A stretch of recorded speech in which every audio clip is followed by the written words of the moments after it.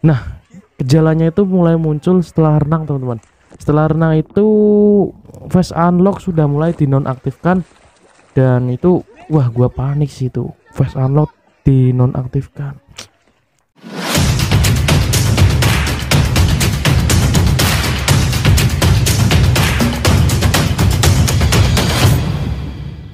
So hello, what's up guys, welcome back to my YouTube channel, di channel Fahmi Area. Nah guys, jadi pada kesempatan video kali ini gua mau ngebahas mengenai kondisi iPhone 11 gua ya teman-teman. Wah, cinan ge. Oke, jadi pada kesempatan video kali ini gua mau ngebahas mengenai kondisi iPhone 11 gua yang kemarin itu sebelum puasa itu kemasukan air ya teman-teman. Dan gua akan cerita sedikit kronologinya gimana sih iPhone 11 gua itu bisa kemasukan air teman-teman. Oke, jadi yang pertama itu ceritanya gua bawa iPhone 11 itu buat renang ya teman. Dan pas renang itu gua pakein waterproof, dan waterproofnya itu gua rasa aman. Oke, setelah gua bawa renang, ternyata waterproof yang gua gunain itu sobek teman-teman. Nah, setelah gua tahu bahwa itu sobek, gua nggak langsung ke atas untuk ngamanin iPhone-nya, dan ya gua main-main aja sama airnya gitu. Dan setelah gua selesai renang, gua cek tuh iPhone-nya. Nah, itu ada cuplikan videonya, gua kasih cuplikan videonya saat gua gunain untuk renang ya teman-teman. Dan so far so good sih, aman-aman aja saat gua gunain buat renang. Nah, gejalanya itu mulai muncul setelah renang teman-teman. Setelah renang itu face unlock sudah mulai dinonaktifkan, dan itu wah gua panik sih, itu face unlock dinonaktifkan. Face unlock dinonaktifkan itu masih selesai renang ya teman-teman. Dan gua gosok-gosok untuk kamera face unlocknya, alhamdulillah bisa, saat itu bisa.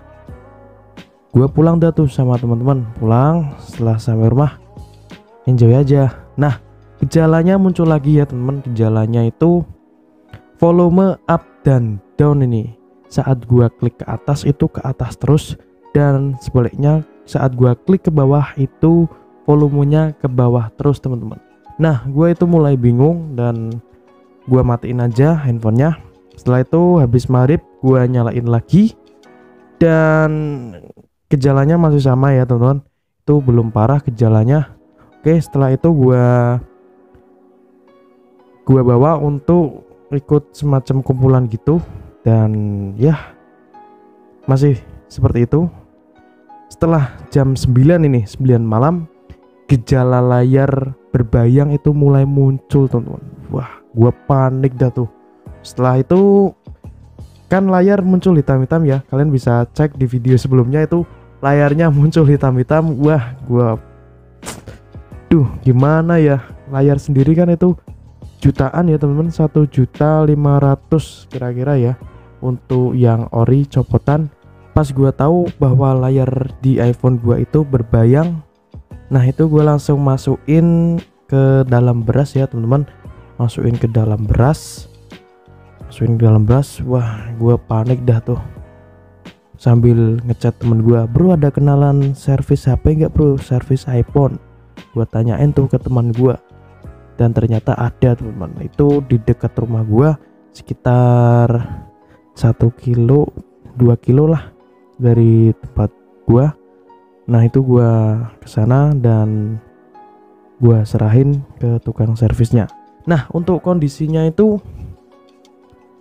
alhamdulillah belum korosi ya teman-teman, karena penanganan ketika masuk air itu harus cepat teman-teman. Jangan didiemin aja. Untuk iPhone sendiri itu teman gue juga ada iPhone XS Max, itu masukkan air dan itu didiemin aja. Dan sekarang itu korosi, dan akibat korosi itu HP-nya mati teman-teman. Tips ini bagi kalian yang handphonenya kemasukan air, jangan kalian diemin aja ya teman-teman. apabila handphone kalian dimasukkan air, itu sebisa mungkin kalian cek ke tukang servis maupun buka handphonenya dan bersihin air yang masuk di dalam handphone kalian. Apalagi gejala-gejalanya udah muncul dari mulai layar berbayang, volume ngeklik sendiri, tombol power nggak bisa. Wah, itu parah sih. Nah, pas malam itu juga pas unlock juga dinonaktifkan teman-teman. Gue sangat bingung sekali, dan akhirnya gue masukin ke beras, alternatif beras. Nah, setelah gue masukin ke beras, besoknya kan tadi kan udah kontekan ya sama tukang servisnya, dan gue kesana teman. Gue kesana sekitar jam 9, ternyata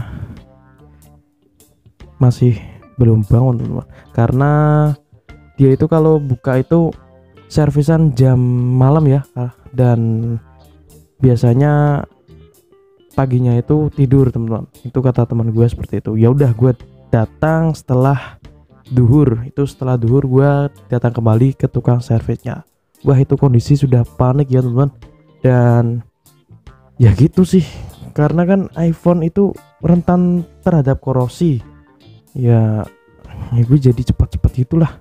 Nah, setelah gue samperin setelah duhur itu ketemu sama orangnya, gue ceritain kronologinya, dan ya udah gue tinggal HP-nya. Setelah 5 hari gue samperin lagi, ternyata layarnya sudah aman. Wah, gue lega tuh. Wah, layar aman nih, nggak jadi tombok gitu. Setelah layar dipastikan aman, gue cek untuk Face ID, ternyata masih belum bisa. Atau tulisannya itu sensor true depth dinonaktifkan. Nah, itu gue gimana ini sensor true depth lagi. Wah, gue cari-cari di YouTube dan ketemu, karena gue beritahu ke tukang servisnya bahwa itu rusak di fleksibel. Nah, gue sempat mau beli fleksibelnya untuk fleksibel Face ID true depth. Nah, itu gue sempat mau beli, dan tukang servisnya bilang jangan beli dulu mas.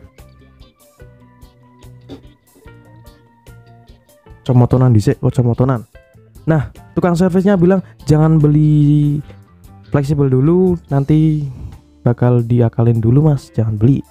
Oke dah, jangan beli dulu. Dan sampai sekarang ini masih di servis teman-teman.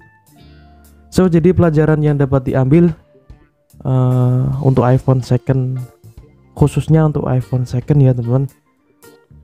Beliau juga berkata shield di iPhone yang gue gunain, shield itu semacam pelindung ya teman-teman, pelindung di bagian karet layarnya. Itu lem-leman karetnya itu sudah pada rapuh teman-teman.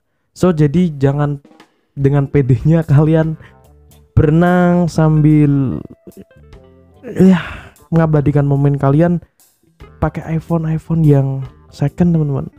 Ya kalau bisa ya antisipasi pakai waterproof, dan waterproof yang gua gunain itu sobek teman-teman. Wah, parah sih. Padahal sebelumnya gua bawa ke sungai di Petung Kriono itu masih aman teman-teman. Nah, itu ternyata gua bawa renang sobek. Ya udah, itu kemasukan air semua. So, jadi gue mau ngasih tips kepada kalian semua. Yang pertama itu apabila handphone kalian itu kemasukan air, langsung dibawa ke tukang servis, atau enggak kalian buka dan bersihkan lah, minimal bersihkan dari sisa-sisa air yang ada di dalamnya tuh. Karena itu sangat berakibat fatal ketika handphone kalian kemasukan air dan kalian abaikan aja handphone kalian di tempat yang lembab. Itu dapat mengakibatkan korosi teman-teman. Oke, yang pertama itu ya, langsung tanggap. Dan tips lagi bagi kalian yang mempunyai iPhone second maupun handphone yang anti air cuman kalian beli second, jangan terlalu pede ya teman, seperti saya. Ini akibatnya ya gitu deh pokoknya. Jangan terlalu pede ya. Ternyata kok masukkan air. Oke, jadi sebelum kalian renang, langkah lebih baiknya kalian cek dulu untuk kerapatan shieldnya ya teman-teman, karena untuk iPhone second biasanya shieldnya sudah pada rapuh, apalagi iPhone 11 gua rilis di tahun 2019 dan sekitar 2020, 21, 3 tahun, yaitu wajar sih untuk kerapuhan shieldnya. So, jadi ini pelajaran bagi gua agar lebih berhati-hati dalam penggunaan barang elektronik teman-teman, terutamanya handphone ini.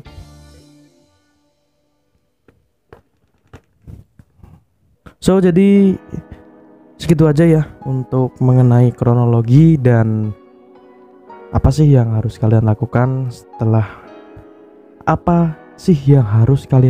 ketika iPhone maupun handphone kalian itu terkena air dan kemasukan air. So, jadi segitu aja ya untuk update mengenai iPhone 11 gua. Ini masih di tukang servisnya dan ya masih benerin Face ID di sensor TrueDepth. Sekian dari gua, terima kasih telah memberikan gua kesempatan untuk menceritakan kronologi iPhone 2. So, gua Fahmi Arial and see you in the next video. Bye bye.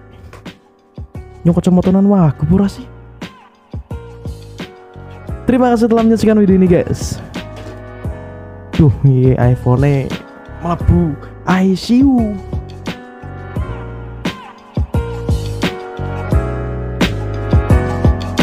Mantap.